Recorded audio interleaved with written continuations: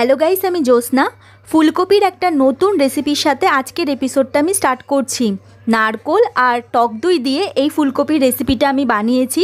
রেসিপিটা পুরোটা দেখার জন্যে আপনাদের সকলের কাছে আমার অনুরোধ রইল।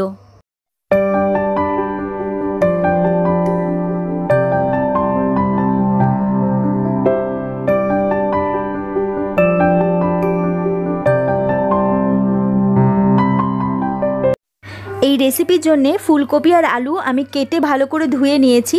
এবার এর মধ্যে হলুদ আর নুন মাখিয়ে আমি ফুলকপি আর আলুটা আলাদা আলাদা করে লাল লাল করে ভেজে নেব।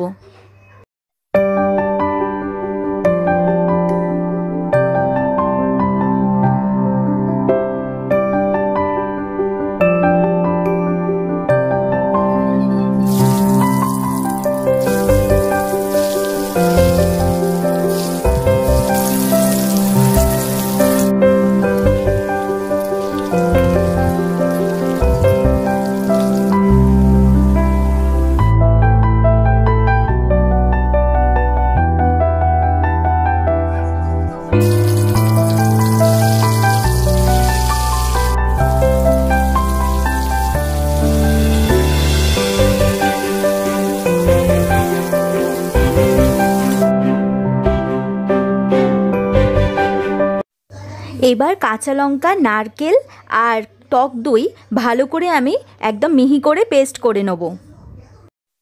নারকেল, কাঁচা লঙ্কা আর টক দইটা মিহি করে পেস্ট করে নিয়েছি। এবার যে তেলের মধ্যে আমি ফুলকপি আর আলুটা ভেজেছি তার মধ্যে গোটা গরম মশলা ফোড়ন দিয়ে আমি মশলাটা দিয়ে নেব। আর যতক্ষণ পর্যন্ত মশলাটা গাঢ় না হয়ে যাচ্ছে ততক্ষণ পর্যন্ত ধিমি আঁচ করে আমি মশলাটা কুক করে নেব। মশলাটা গাঢ় হয়ে গেছে। এবার এর মধ্যে আমি গোটা কাঁচা লঙ্কা দিয়ে দেবো আর তার সাথে যে ফুলকপি আলু ভেজে রেখেছি সেই ফুলকপি আর আলুটা এই মশলার মধ্যে দিয়ে আমি আরও 2 মিনিটের জন্যে ফুলকপি আলুটাকে কষিয়ে নেব। আর এই সময় গ্যাসের ফ্লেমটা আমি লো রাখবো।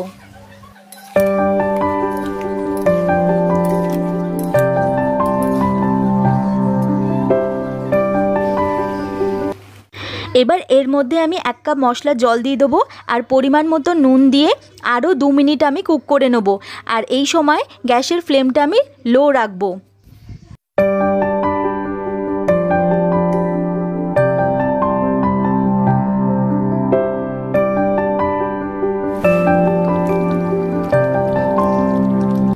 নারকোল আর টক দই দিয়ে ফুলকপির এই নতুন রেসিপিটা পুরোপুরিভাবে রেডি হয়ে গেছে।